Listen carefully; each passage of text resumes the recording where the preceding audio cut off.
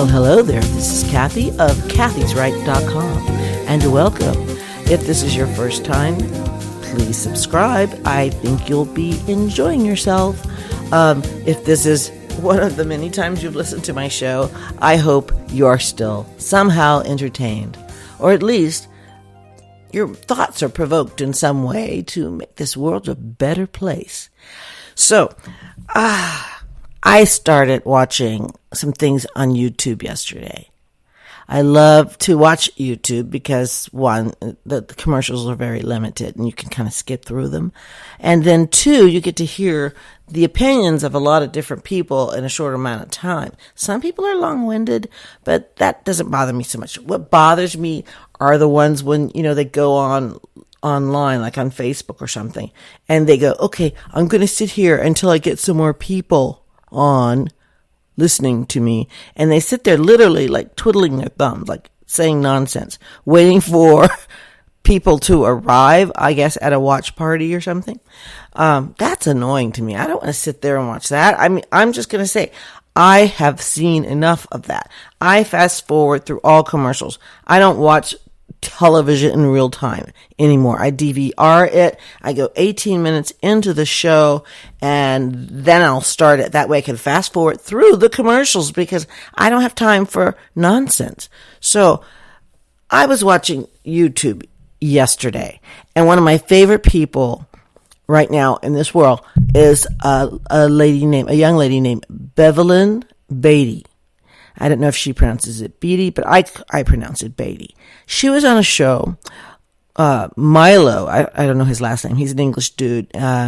He's been on and off the internet wavelengths for years, espousing conservatism, which is kind of odd because he isn't really. Anywho, so Milo, I actually stuck up for him before because I think someone said to me that, how can you listen to him because he's gay? And I just stuck up for him because he seemed like an authentic person. But he said something that threw me off when he was interviewing Bevelyn Beatty. He was saying, oh, it's so nice that you are an authentic Black person, as opposed to, the other Black conservative Republicans, and he made the motion like he was about to upchuck, and I was really offended by that. I'm rarely offended. People have called me all sorts of things. Coon, they say I turn my back on my race, which is BS. And so it takes a lot for somebody to offend me. And it offended me when Joe Biden said, if you don't know whether you're going to vote for me or Trump, you ain't Black, something to that effect. Well, Milo actually said the same thing. And I don't think that Bevelyn Beatty took it as an offense because I think she was there to be a kind and considerate guest on his show. But for him to say, you seem more authentically Black. What the heck does that mean, Milo? I mean, what does that mean, authentically Black? Like, I really need a dude to tell me that, let alone a white dude to tell me that. How the heck would you know what authentically Black means? Oh, so if we don't speak perfect Ebonics once again, then we're not authentically Black? Is that what he was saying? I don't know. I'm just telling you, it was really offensive to me. Oh, he said because a lot of Black people, once they become conservative and Republican, they start dressing a certain way and talking a certain way. Oh, so now I know who you are, Milo. So that's what I got from that interview. I still adore Bevelyn Beatty. I think she's a sweetheart. She's that wonderful person who poured that black paint all over that BLM. I want to say BM, but BLM sign in front of the Trump Towers in New York. She's an activist. She's powerful. She's well spoken. She understands what she's saying. She says with intent everything she says. She says with intent. She doesn't BS people. And she also doesn't put on airs as though she was somebody she wasn't. But when he said, you are authentically black, That really pissed me off because that was telling me authentic black means what to you, Milo?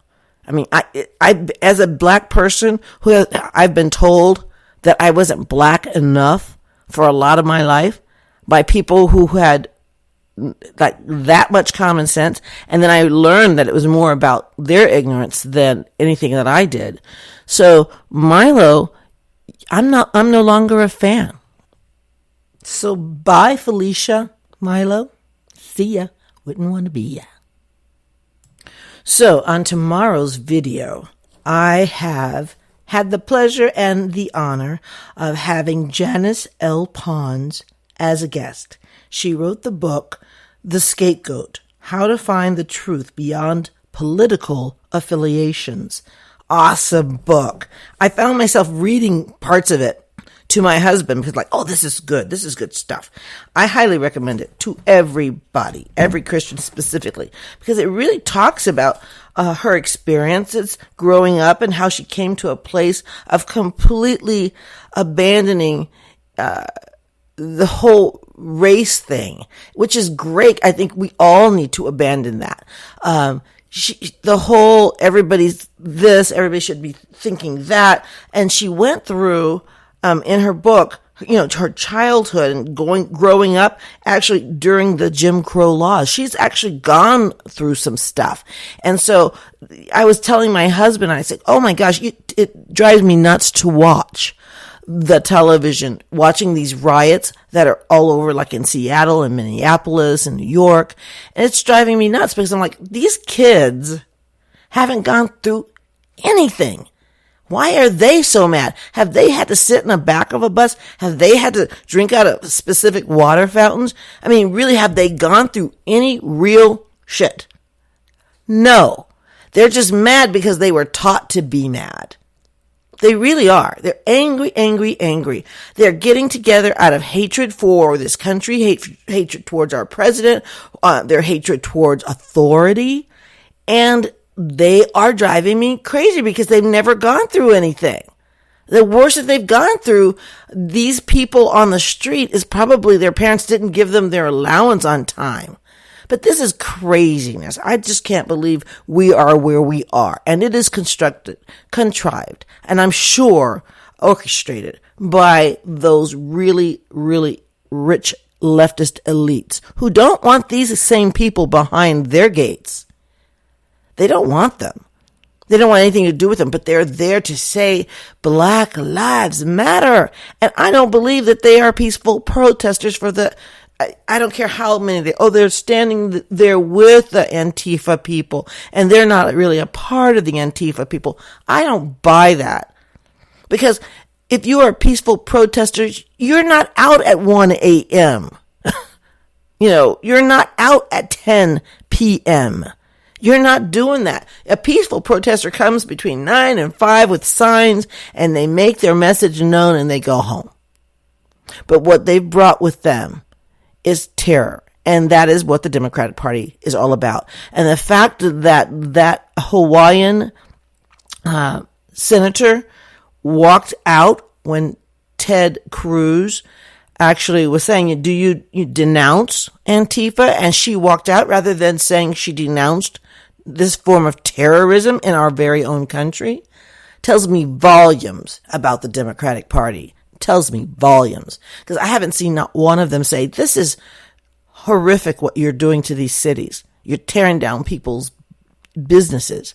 This is horrific. I haven't seen that. And I watch a lot. I look for everything because I write a blog about politics, religion, and art. And I have not seen one of them say this is an awful thing that they're doing. That they're tearing down people's businesses, statues. Statues never hurt anybody. I mean, really, I've seen statues. I'm from the South. I've seen statues. We used to play a school. Our football team played a school, Robert E. Lee High School. It was our rival school, and it was really very political. It was they did horrible things to our school as far as graffiti. So did our school to them. But I really didn't care to know who Robert E. Lee even was.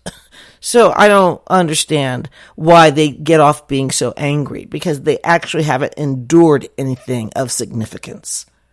So I really appreciate people, human beings like Janice Pons, because she's actually endured some stuff and overcame stuff and was victorious in Christ in every way. And so to me, I'm like, okay, if these kids who are so angry ever went through any of the things she went through, I mean, I went through maybe a little bit of it because I was at the tail end of it, but she went through stuff that my big sister went through. And my big sister, she endured a lot more than I'll probably ever endure. And that's when they had the forced busing and all of that. That was a terrifying time for children. But yeah, she's actually gone through stuff, but she has risen above all of that, as did my parents. They actually went through stuff. And guess what? They didn't let that stop them. That they didn't allow the opinions of others or even the prejudices of others stop them from having a family and raising 5 children. So all this anger and animosity, it's all based on lies and fakery. And I think we're all aware of that, but somebody needs to actually say it. So does anybody really still believe that there are these so-called peaceful protesters? I don't. I don't believe that they exist. They're there. You can't tell me that they aren't the same ones demolishing everything that they can get a hold of. You can't tell me that. I'm tired of the news media pretending that they're stupid, because they can't be that stupid. They can't. Nobody can be that stupid on a daily basis. And they're waiting for some sort of peace to come, when these peaceful protesters, including teachers' unions, demand defunding of the police. When everything's going chaotic, you need more police, not less police. But I don't think I would stay a police officer if I were a police officer in Portland, Oregon. Portland, Oregon is demolishing it. It's committing suicide, literally. They're literally committing civil suicide. And they're saying, oh yeah, but what about the peaceful protest? If I hear that word one more time, I think I will upchuck like Milo. I mean, peaceful protesters, my rear end. That there is no such thing nowadays. Not for that cause. Not for Marxist. Do you think Marxism is about peace? Marxism is about abandoning morality and God in lieu of, we want more government. So at the same time they want more government, they also want to demolish the police. How come that just doesn't match? How come that just doesn't make any sense? So can they please stop pretending they're idiots and stop pretending that we're all idiots, because we're not. We see what's happening. But the news keeps saying peaceful protesters. Okay, I get you. They're the ones that show up once in a while with the picket signs, while the people that surround them are doing the real damage. But they're not them. No, it's not Black Lives Matter. They're not the ones that... Yes, it is. It's Black Lives Matter, people. They're not peaceful protesters. You can see it for yourself. I don't have to show you. All I can do, I can turn on the news. Turn on the radio. We all see it. And we gotta stop playing dumb. The only reason that the middle class, who we are the spine of this country, hasn't risen up to shut these idiots down is because we're not in the city. We had enough sense not to live in a city. Because living in a city, like in the mesh of it, it might be convenient, like to go down and get a hot dog or something if you don't want to cook. But I prefer living in the suburbs, far from the city, because they are living on top of each other like rats in the city. And I don't want to be a part of that. I need a little land around me. I like to see birds land every once in a while on my tree and look at that and see how awesome God is. So, yeah, we get cardinals and butterflies, and yeah, these are wonderful things. And I wouldn't live in Portland, Oregon. People who live there, a lot of them moved there because it's such a liberal city. Well, now they see what their liberalism is getting them. But don't expect the rest of America to bail them out, because we're just not going to do it. You made those decisions. You get the government you deserve when you vote for people like that. As an American citizen, this is Kathy of KATHYSRIGHT.com. I'm sorry if I sounded a little negative today. I try to be positive. I really do. I try to remember what's good in the world, what's good and right in the world. The opposite of right is not left. The opposite of right is wrong. And wrong is what's going on in these inner cities where these anarchists and all of them, Black Lives Matter combined, are destroying everything that our forefathers built because they don't appreciate anything. They never built anything in their life. I bet you the closest they came to building anything was Legos. So we, the grown-ups, we have to make sure we vote. We have to make sure we vote. And we cannot allow Nancy Pelosi and Chuck Schumer, who looks like the devil himself, in my opinion, and Maxine Waters. Oh my gosh. Maxine Waters is about the only person who has been improved by wearing masks. Everybody else looks uglier wearing masks. She looks better with a mask. So I hate to harp on that, but it's true. It's like, oh, now she actually looks almost like a nice looking person. But before the mask, oh my gosh, she looked like a cartoon character of herself. It just was diabolical, telling people to shout people down in restaurants. Look at her neighborhood. Go where she represents. No, you probably don't want to go there because you lock your car door. Because that's how much sense that makes. We cannot let Democrats run this country, or this entire country will be a freaking ghetto. And I don't want it to be a ghetto. You know what a ghetto is? That's where everybody relies on the government and all their programs. And every time they have a problem, they have to make a new law and have a new program for it. That is not American. America, we put on our gloves. We get to work. We do stuff. We build stuff. We don't tear everything down. That is who we are.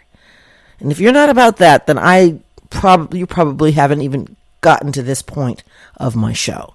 But this is Kathy of KATHYSRIGHT.com, and you know I'm right. I love you all. Bye.